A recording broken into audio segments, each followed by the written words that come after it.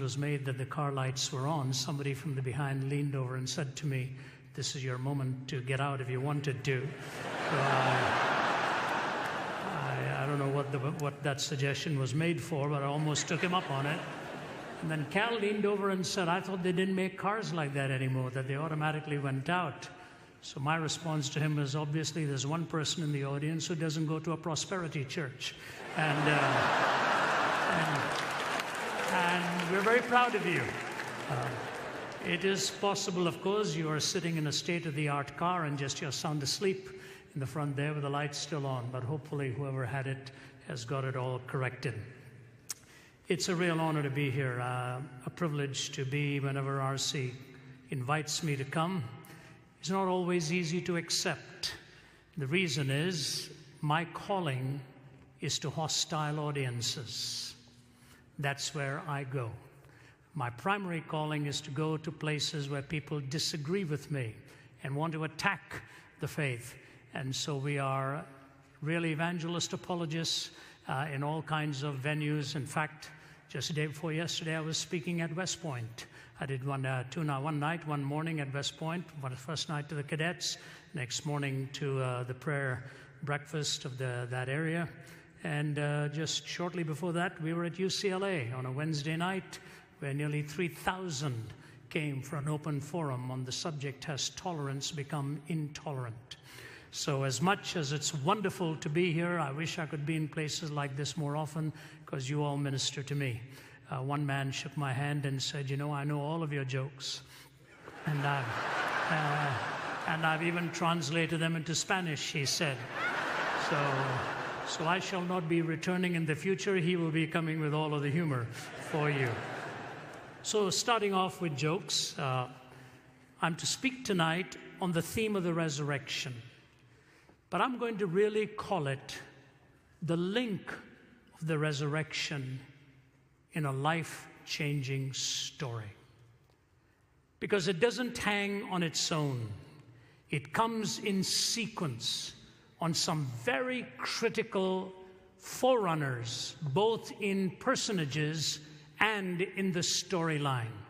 And I think it was important because every time this question came up with even Jesus on the Emmaus Road, rather than just going to it and showing them that he was indeed the resurrected Christ, he goes back across history, putting one link into another. They were so overwhelmed with what he had just finished telling them that they invited him for dinner. He feigned as if he was leaving, and they said, "Why don't you stay and have dinner?" And when he broke that bread, their eyes were suddenly open, and they said, "Did not our hearts burn within us?"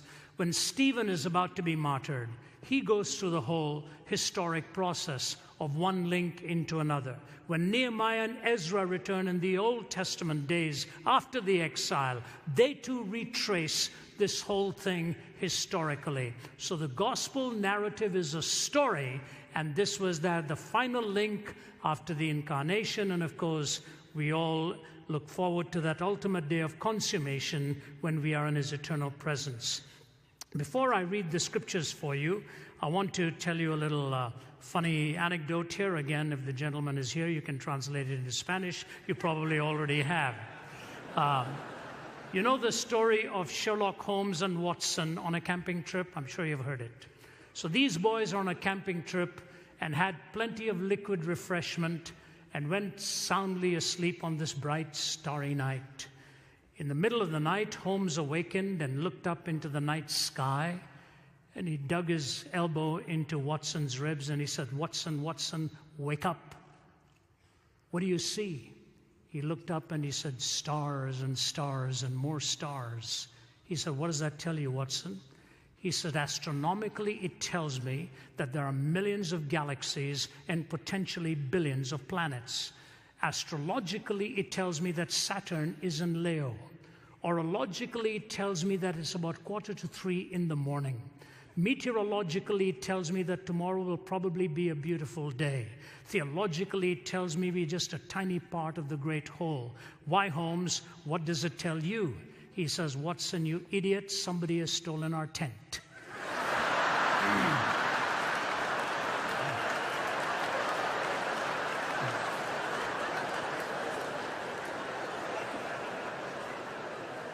Have you ever heard all these big-sounding words, these extraordinary words that people with no hope, no meaning, no foundation for life actually use to try to soothe our consciences? Maybe that's why they even sometimes lapse into verbiage that they really ought to be careful about. Richard Dawkins was not too long ago with the former dean of St. Paul's Cathedral, who himself, by the way, happened to be a liberal man, but they were debating this issue.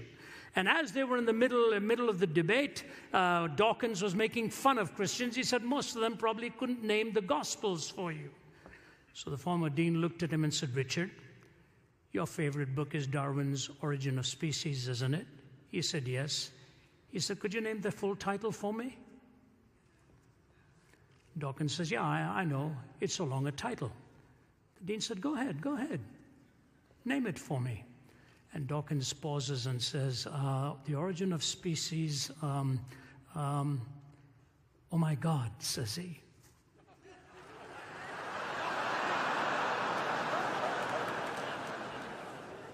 I hated to even repeat it, but this was live on the BBC. Couldn't think of it, and so the ultimate evidence of the sovereignty of God is that even when somebody who doesn't believe in him calls upon him to remind him of the book in which he started to believe, that he didn't exist.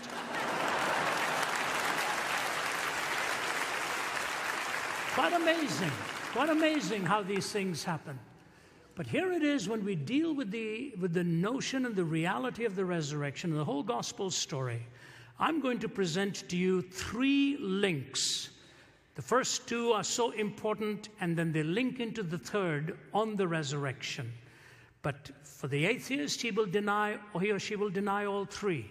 Why? Because they are against the miraculous. Naturalism has to explain everything. For the religionist of various spiritual worldviews, they will definitely deny at least 1, if not 2 of them. The Christian affirms all of these, all 3 of them, and they are vitally important links in the storyline of the gospel. I've been in the ministry now exactly as long as RC has been, 40 years. And I can honestly tell you, the longer I am in this, and the more I'm privileged to defend it, even in front of some of the most hostile audience of the world, I'm more convinced than ever that we have the most beautiful story to tell, and a story that is rooted in truth and relevance, the twin feet on which we must always carry the wings of the gospel here. Beautifully reminding people of how we can soar with it, but when we land, we touch the feet with both ground, truth and relevance. Here's Paul in Acts 17. I've got 3 passages. I will read 2 of them. Acts 17, Luke 24, and 1 Corinthians 15. Luke 17, verse 24. Acts 17 and verse 24. "The God who made the world and everything in it is the Lord of heaven and earth, and does not live in temples built by hands. He is not served by human hands as if he needed anything, because he himself gave all men life and breath and everything else. From one man he made every nation of men, that they should inhabit the whole earth, and he determined the time set for them and the exact places where they should live. God did this so that men would seek him and perhaps reach out for him and find him, though he's not far from each one of us. For in him we live and move and have our being. As some of your poets have said, we are his offspring. Therefore, since we are God's offspring, we should not think that the divine being is like gold or silver or stone, an image made by God's design and skill. In the past, God overlooked such ignorance, but now he commands all people everywhere to repent, for he has set a day when he will judge the world with justice by the man he has appointed. He has given proof of this to all men by raising him from the dead." Between the bookends of creation and the resurrection, he tells the story how God ordained all of this. And then in 1 Corinthians 15, in that beautiful passage, which he received a creed that was already in existence.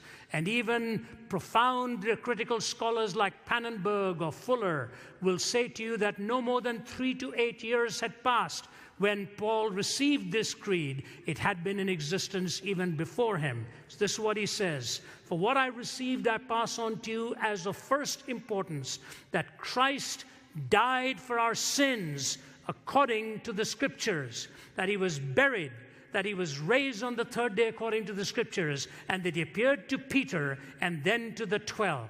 After that, he appeared to more than 500 of the brothers at the same time, most of whom are still living, though some have fallen asleep. Then he appeared to James, then to all the apostles, and last of all, he appeared to me also, as to one abnormally born."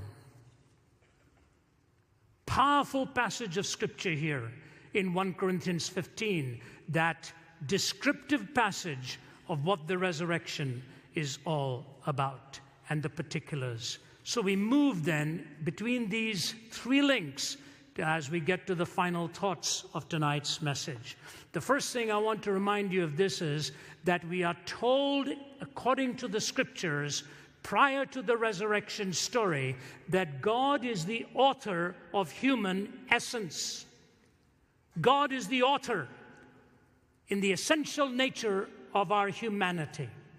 We didn't come into being by accident. We just didn't suddenly appear unconceived or without any purpose in mind, but that God himself is the designer and brought us into existence. The psalmist says, "When I see the heavens, the work of your hands, the sun and the moon and the stars which you have made, what is there in man that you are mindful of him, or the Son of Man that you visit him?" This fact of our creation is a vital source in enabling us to understand what it means to be human.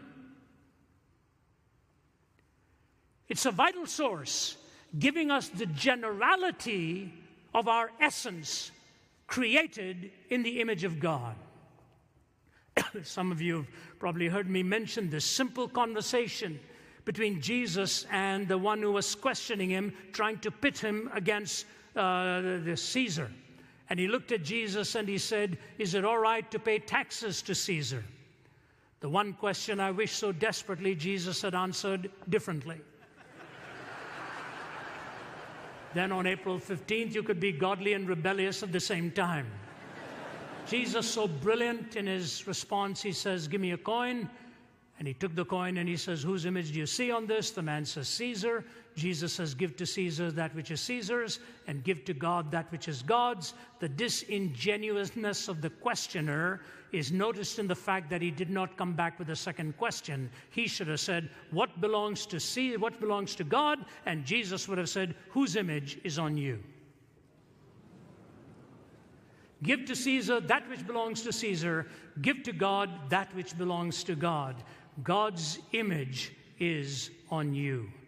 But no, the naturalists who tell us they will debunk the notion of the resurrection because it is a miraculous intervention in the normal processes of life and death, will also tell you they do not need God to explain the origin of the universe or God to explain the creation of us divine entities. And yet, if you read the scientists again and again, you'll see how they end up with systemic, ideological, and philosophical contradiction. And scientists themselves, disgusted with the approach of sheer, rugged, naturalism, unvarnished, are beginning to realize how undefendable this really is. David Berlinski, who doesn't have a dog in this fight here, he's not a believer. In fact, he is an avowed skeptic. But when Richard Dawkins wrote his book, The God Delusion, David Berlinski responded with his devil's delusion. And on the inside flap of the cover, he says this: "Has anyone provided a proof for God's inexistence? Not even close. Has quantum cosmology explained the emergence of the universe or why it is here? Not even close. Have the sciences explained why our universe seems to be fine-tuned to allow for the existence of life? Not even close. Are physicists and biologists willing to believe in anything so long as it is not religious thought? Close enough. Has rationalism and moral thought provided us with an understanding of what is good, what is right, and what is moral? Not close enough. Has secularism in the terrible 20th century been a force for good? Not even close to being close. Is there a narrow and oppressive orthodoxy of thought and opinion within the sciences? Close enough. Does anything in the sciences or in their philosophy justify the claim that religious belief is irrational? Not even in the ballpark. Is scientific atheism a frivolous exercise in intellectual contempt? Dead on.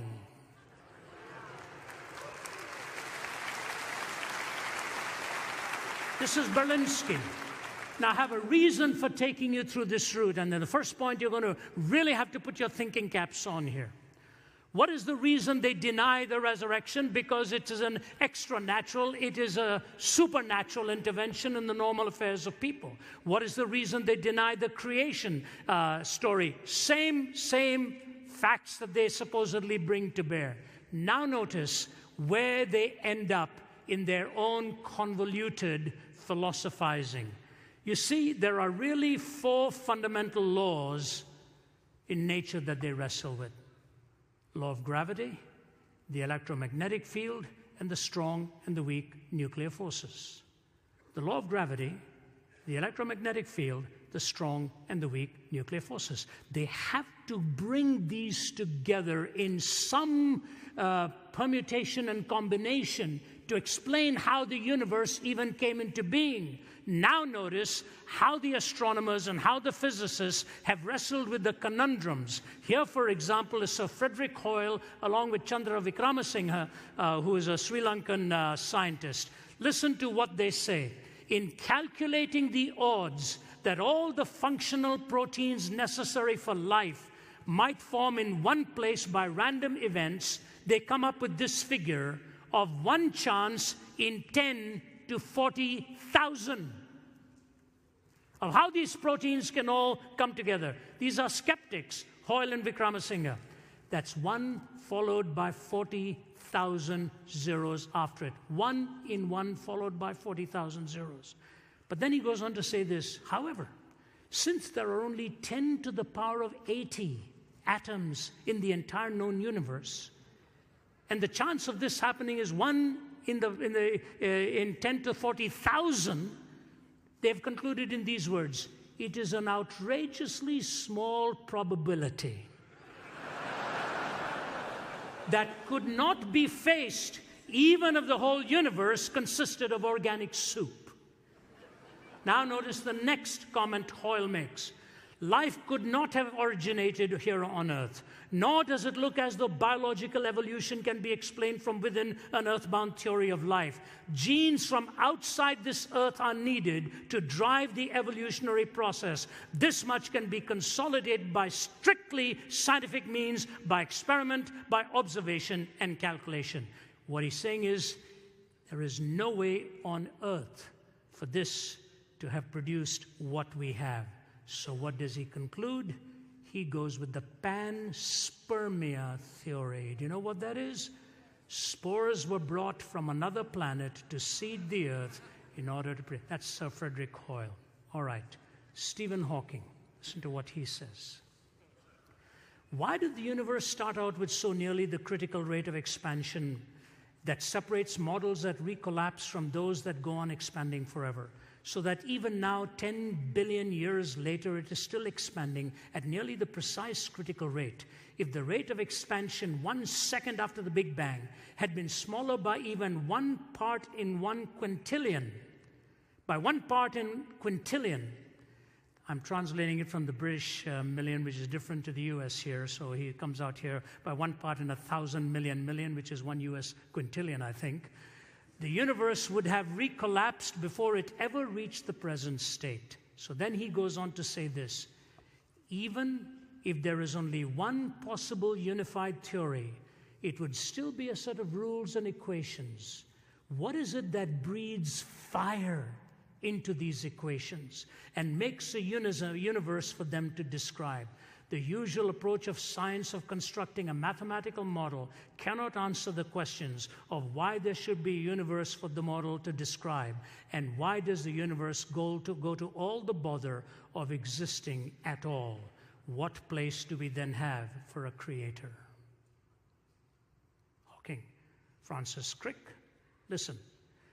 An honest man, armed with all the knowledge available to us, can only state that in some sense the origin of life appears at the moment, listen, to be almost a miracle. So many other conditions which would have had to have been satisfied to get it going. Prominent physicist James Trefel, and this I'll close that thought, in his book, Are We Alone in the Universe, says this: if I were a religious man, I would say that everything we have learned about life in the past 20 years shows that we are unique and therefore special in God's sight. If I were a religious man, that's what I would say. Instead, I shall say that what we have learned shows us that it matters a great deal what actually happens to us. So here you've got it. Hoyle, Hawking, Francis Crick, who got the Nobel Prize for cracking the code of the DNA, and James Trefel, coming out with one of two extremes, one saying mathematically impossible to explain, the other saying panspermia. And by the way, Francis Crick believes the same thing, that spores were brought from another planet to sow the seeds right here in our earth.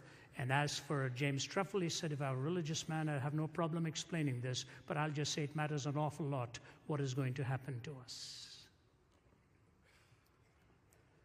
What does it mean to be human? What does it mean to be human? That's what I believe is the first link that we get in the generality of creation and in the particularity of human life. I move quickly. First, we've got the story of how we have the created order, that God is the author of human essence. Second, we have God the Redeemer in human existence. God is the Redeemer in human existence. For what we watch here now is the story of brokenness and the story of fallenness and the story of the despicable nature of sin. You know, I marvel at how many stories we read in our newspaper again and again and again. The evil that we read about, the tragedies that we read about. I did a little write-up on Newtown after the tragedy took place, as many people did. I'm sure many of you did, blogged on it, commented on it. What do? You're silenced. In fact, got a call asking if I would come there and do some meetings. I said, give it some time. These kinds of wounds are very painful. Having been at Columbine sometime after it happened, also at Virginia Tech after it happened, I've always wanted time to provide a real means of God's healing process. But I think of all the discussions that have taken place, the one big question that is always unaddressed in this, you see, it took three things to do that killing. It took a young man, it took a gun, and it took some ammunition. We like to talk about the young man, probably with all of his psychological problems.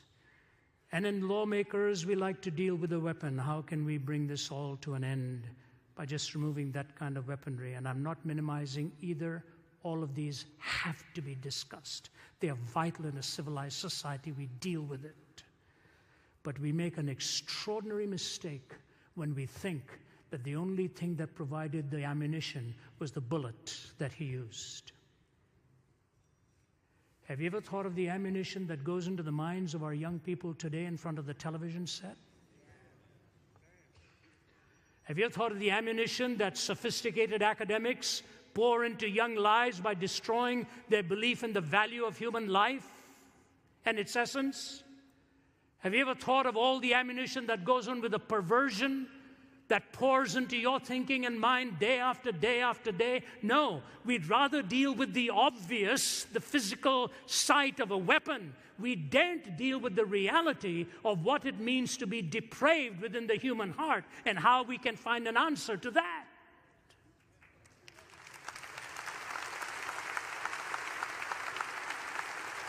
You see, here's the thing I want to say to you. The same week that we witnessed Newtown and that horrific atrocity, another atrocity was played out in the city in which I'd made my home for many, many years, where I was raised, in the city of New Delhi, India, where 6 thugs got onto a bus. They had no gun, they had no bullets.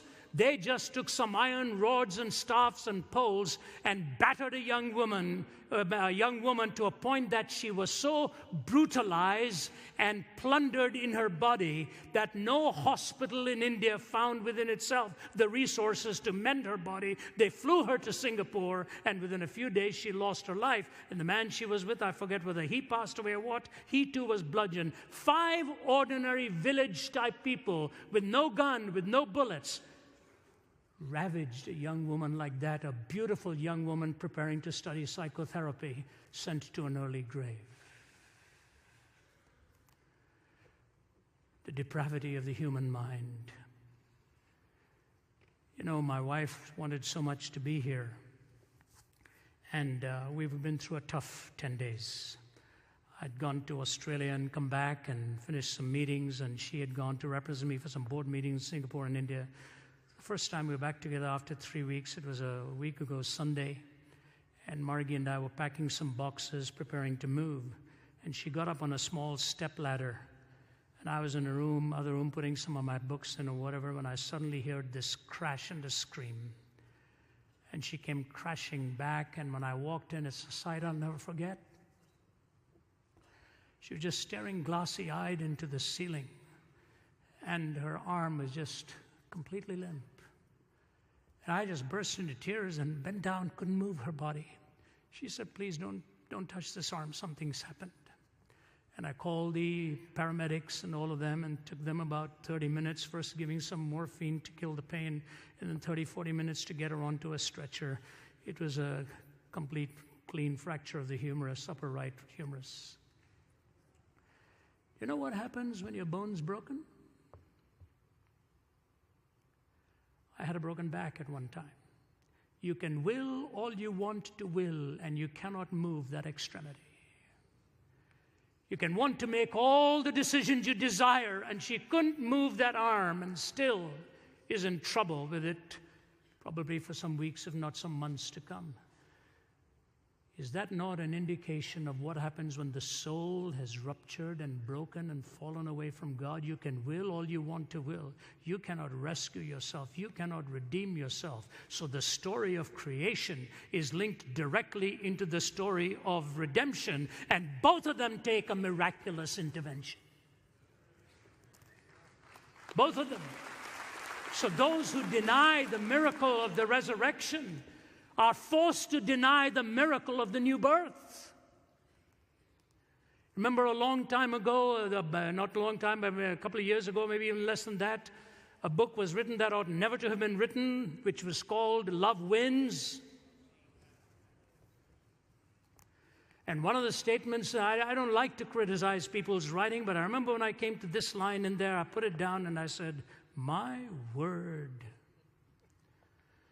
When he made the comment that nowhere in the New Testament there's a talk about receiving Jesus Christ into your life as your Savior. And so on, you know what, folks? I came to know Jesus Christ when I was 17 years old on a bed of suicide. All the willing I'd done for 17 years had just ended me up in a complete mess. And I'm an apologist. We argue from here and find the bridge to here. From the head to the heart, we do it all the time. But I'll tell you what, no matter what arguments are presented to me at the end of the day, I know in whom I believed. I know who's redeemed me. I know the divine encounter and what happened to me in that hospital room.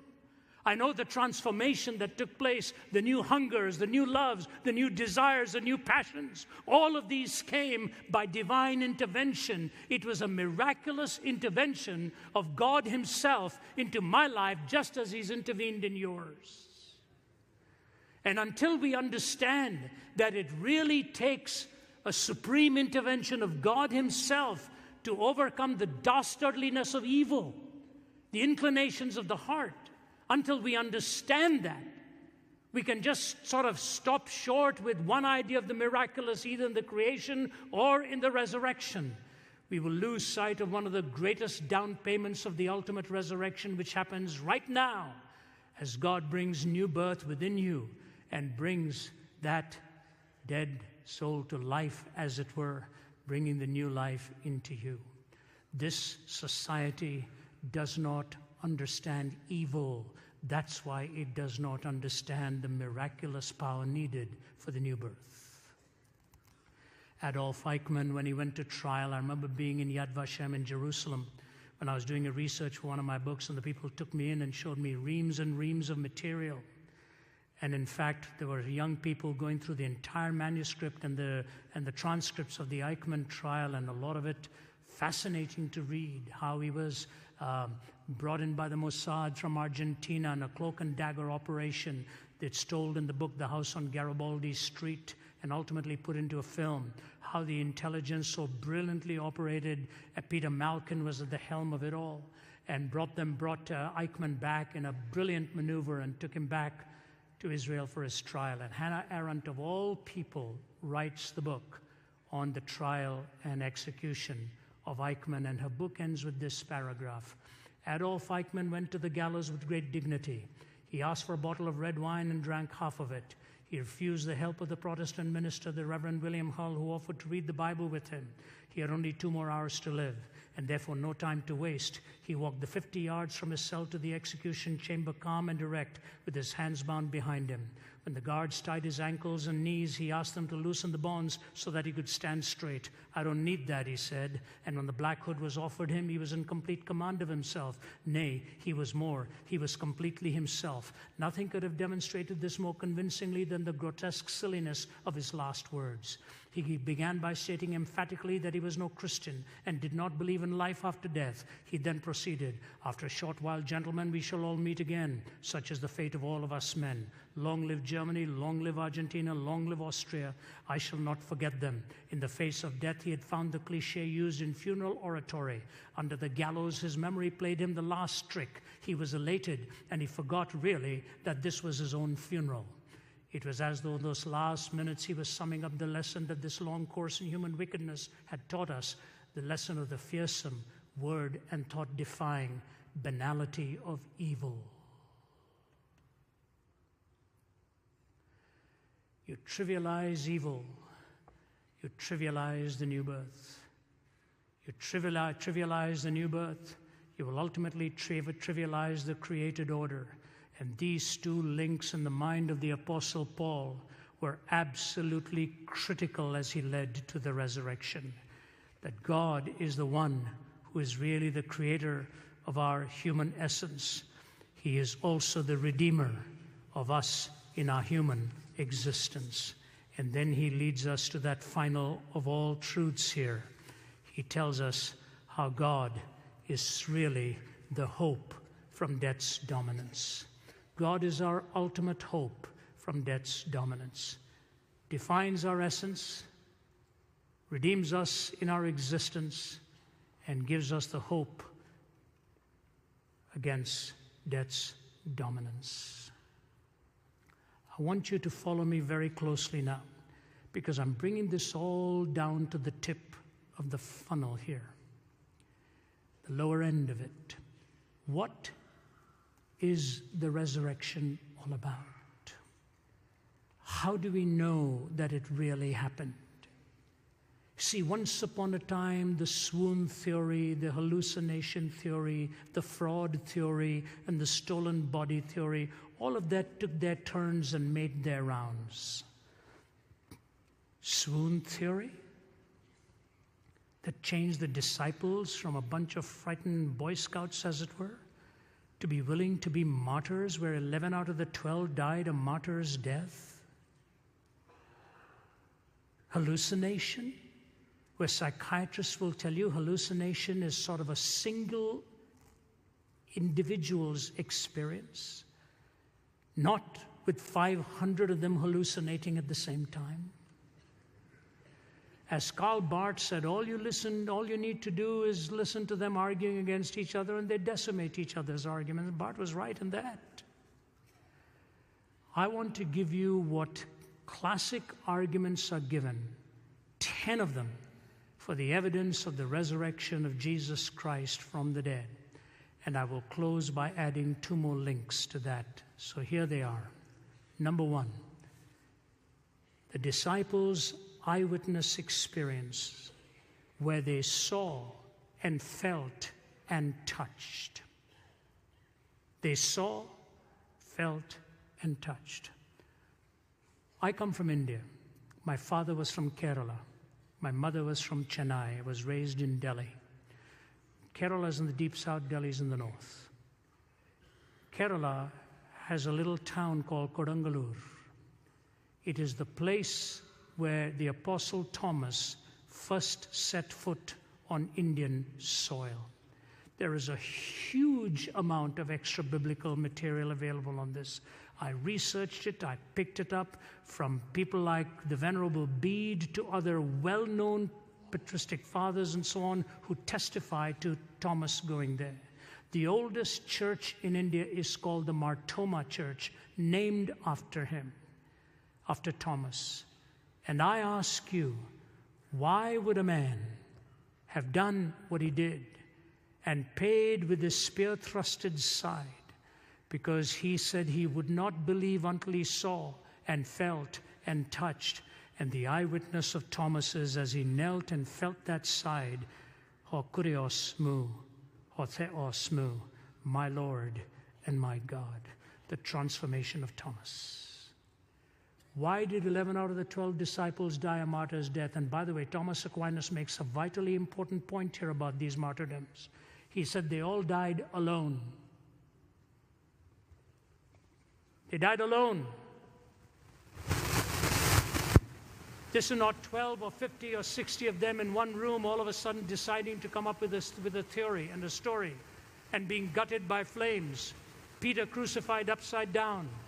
Paul stoned on the Appian Way. And here Thomas on Indian soil being speared to death. There's a memorial to his death to this very day. They died alone.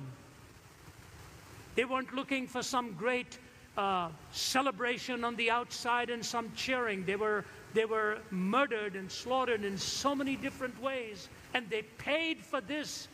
Think of all things of the vision of Peter, who even after seeing the transfiguration, a sight given to just 3 of them, so profound was the transfiguration experience where he said, let's stay right here. I don't want to leave here.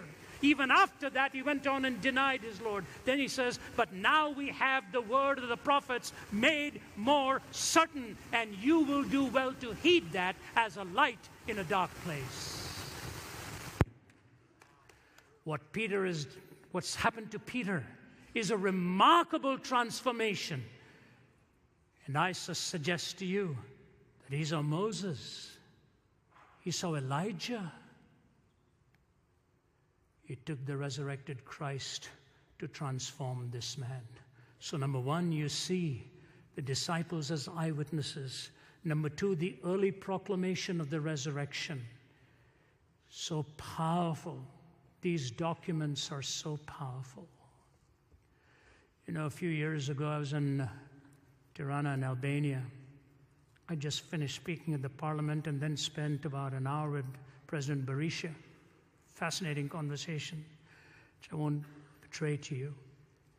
But after that, the curator of the museum said, I really want you to come to the museum, please. I said, I'm very tired this afternoon. I've got to do an open forum at your university. He said, please come. I'll give you something as a treat you'll never forget in your life. I promise you. And I was a guest, and I told my videographer, Bob, I said, why don't you go with me? I'm tired, but let's go. We went, and they were surrounded by all kinds of militia. I wondered where we'd come. And I walked into the room, all guards around the room, and people packing an auditorium. And he takes me in, and he introduces me in their language, and then he turns to me in English and says, will you please repeat the message you gave to the members of parliament this morning? So I looked at him and said, I thought you were going to give me a surprise and a treat I'd never forget. He said, it'll come, just speak. I did it in about 20 minutes, and then we sat down. All of a sudden come 3 or 4 guards with their arms outstretched like that, all of them wearing blue gloves. And one man following them with blue gloves in their hand places one in front of Bob Tigert, my videographer, and myself. And they place these volumes in front of me. The 4 Gospels, written in gold ink by the hand of Saint Chrysostom in the 400s.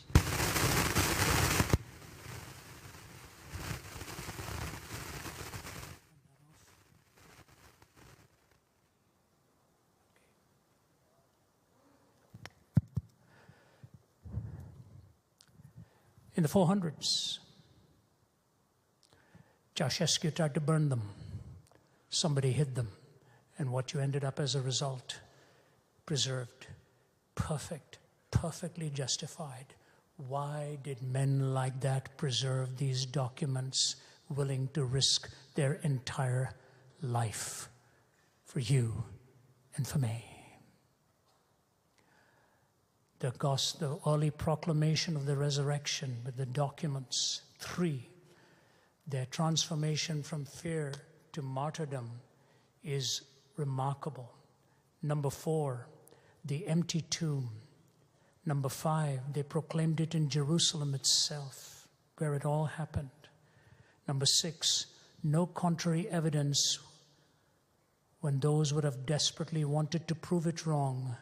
All they would needed to have done is produce the body. Instead, Rome itself bent its knee to the message, the power of all that was happening. 7, the existence of the church founded by law-abiding monotheistic Jews. 8, the change of the day of worship to Sunday. 9, the conversion of James. 10, the conversion of Saul of Tarsus. Number 1, eyewitness experiences. Number 2, early proclamation of the resurrection. Number 3, transformation of the disciples from fear to martyrdom. 4, the empty tomb. 5, they proclaimed it in Jerusalem itself, right where it happened. 6, no contrary evidence when those who wanted to prove it wrong would desperately have wanted to produce it.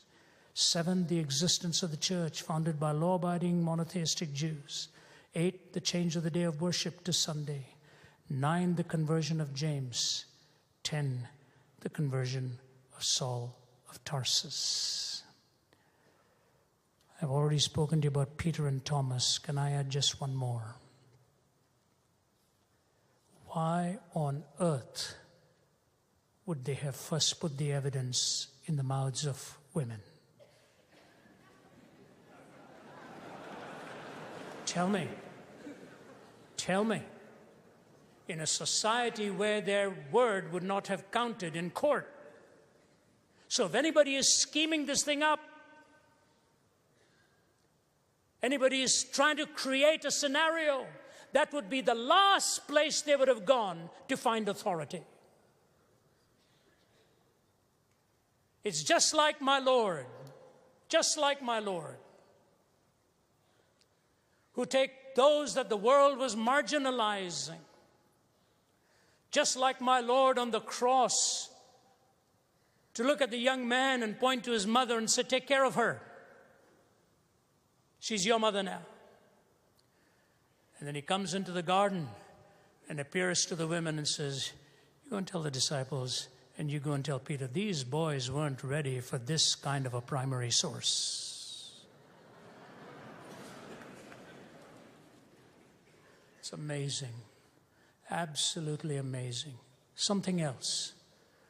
Why would he have said he was going to bodily rise again when he could have hoodwinked them like other Eastern mystics and said, I'll spiritually rise again? How do you ever falsify something like that? How do you falsify it? Say, he's spiritually risen. He said he would bodily rise again. You know, I'm not kidding you when I tell you this. Take these 10 to 12 to 13 evidences and put it together and try and then defend the swoon theory, the fraud theory, the stolen theory. And I think Spong came up with what? Dogs ate the body, and the book came out, Spong was wrong. Anything Spong believes, I don't know where he comes up with. I think he lies in bed at night wondering, what weird idea can I come up with tomorrow morning? all these other theories. And I love what the Apostle Paul says. He says, and to me, the least of all, he says, one abnormally born. You know what he's talking about? One dragged out of the womb, unwilling to come out. And he goes and writes for us 1/3 of the New Testament and changes history as it was known then. And he says this, different to all the other disciples, that I may know him, the power of his resurrection. That I may know him, the power of his resurrection, and the fellowship of his suffering, being made conformable unto his death. Follow me. Every other disciple came the other way, through the cross to the resurrection. He came the reverse way, from the resurrection to the cross, that I may know him, the power of his resurrection, and the fellowship of his suffering, being made conformable unto his death. Let me take you back. Creation, the general value of you as an essential person, the particularity of you as an individual. You see, many humans die every day. We can't mourn for all, but God gives us those special relationships. When we lose someone close to us, that particularity of that person becomes important for us to know whether the resurrection idea really is true and the fact of the resurrection is historically tenable, because then we'll see this loved one again, the hope. And then we go through the redemption, who brought the miracle of new birth into you and to me, from the miracle of creation to the miracle of the redemption to the miracle of the resurrection. Follow me carefully here. What goes on with the skeptic here? Please follow me. I don't know why I think up these things, but I do. You know, my wife and I celebrated 40 years of marriage last year. If salvation were by works, she will get to heaven just for having lived with me for 40 years. But thank God, we'll get there by grace. Here's what I want to say to you. When it comes to natural law, the skeptic invokes the natural law as an absolute and will not allow for the miracle because it's an exception. He wants the absoluteness of that which is routine, repetitive, and will deny anything that is an exception because it invades his preconceived notions. So he holds on to the absolute in the created order and denies the miracle because it's an exception. When it comes to moral reasoning, he reverses that. He takes the exception in order to argue against what's normative. That alone ought to tell you what these boys are all about. They want an end game in sight. They want to get to the end without God. And so when it's convenient, they'll hold on to an exception. When it's inconvenient, they will deny an exception. So in the created order, they hold on to the absolute, deny the exception. On moral reasoning, they hold on to the exception to deny the absolute. That's the way it goes. That's the way it goes. I was with a professor of law of a very prestigious university. I'll close with that, end up with a couple of illustrations here, and I'll be through. If I named him or the position he held, all of you will know whom I'm talking about. But I was having coffee with him for 1 hour, total skeptic, before I lectured. This is not long ago. He said, you know, Ravi, when I was young, I had all the aspirations, and I was very conservative in my thinking, my values, my beliefs. Then I got into university and got everything the way I wanted it to go. And I became extremely liberal and jettisoned all my absolutes. And I became the chief legal counselor, and he named the person for whom he was the legal counsel. He said, you and I are sitting across this table now. You're in your 60s. I'm approaching 70. He said, I'm back to my conservative way of thinking, and wondered where all the years went that I squandered in debunking absolutes and debunking all those notions. He said, you know, friend, I want to tell you something. If there is an answer, I'm coming more and more to the conviction it'll have to be in Jesus Christ. I know of no other. He writes to me, he writes to my colleague in Oxford, John Lennox. Why? Why? I'm now a grandfather. We have one little grandson. I spoke to him on the phone today. He's 19 months old. Hi, Papa. Hi, Papa. Hi, Papa. It costs a nickel and a half to just keep listening to that, but it's fun. And I watch him walking around and I think to myself, why am I enjoying this so much? I had 3. What's the difference? I think there's a difference. You know what the difference is? You have a stock of emotional energy available at any given day. When you have your own, you're spending all of that in care, responsibility, worry, provision, all that kind of stuff. You've got very little left to really enjoy it. Now, when it comes second time around, somebody else is spending all the emotional energy on running around doing this and this. You've got all of this energy to enjoy it.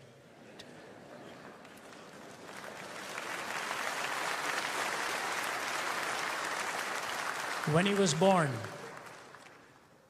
I happened to literally arrive as she was being taken to the hospital. I got to the hospital and saw the first sight of the baby coming and being placed on the mother's breast, my little daughter Naomi, and the husband Drew standing there. I'll never forget it. You look at the life and you say, wow, how precious, how particular.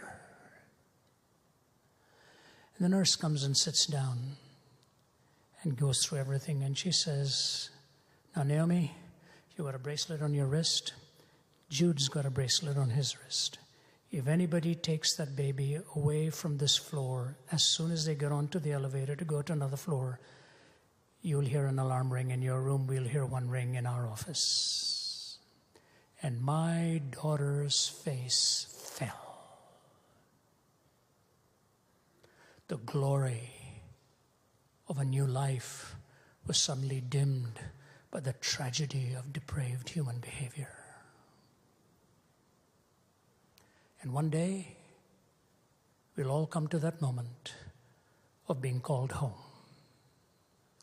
And the Apostle Paul says, behold, I tell you a mystery. We shall all not sleep, but we shall all be changed at the moment, the twinkling of an eye, at the last trumpet.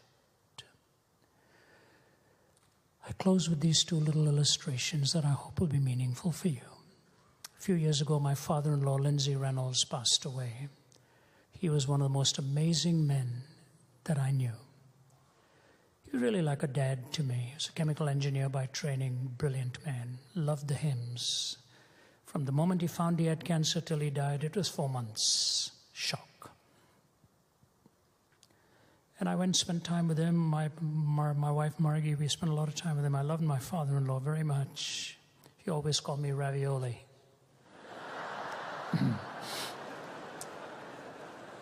He never had a son.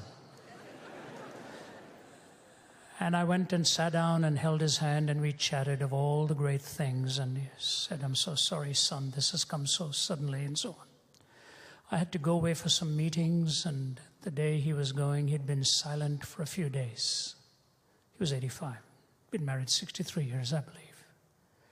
He'd been silent, shriveled down to a bag of bones. Didn't say a word. Then his eyes opened. 3 of his 4 daughters around the bed, his wife around the bed there. They all said this. He opened his eyes, looked to the heavens, and he said the word, amazing. That's amazing. Then he looked at his wife and said, Jean, I love you. And he was gone. Jean, I love you. And he was gone. What a way to say goodbye to this world. The glory and amazement of what you see, and bidding goodbye for having honored the love of your life. All of this only makes sense if you are created by God, if you're redeemed by Him, and ultimately resurrected for a future hope. And so the songwriter says, but just think of stepping on shore and finding it heaven, of touching a hand and finding it God's, of breathing new air and finding it celestial, of waking up in glory and finding it home.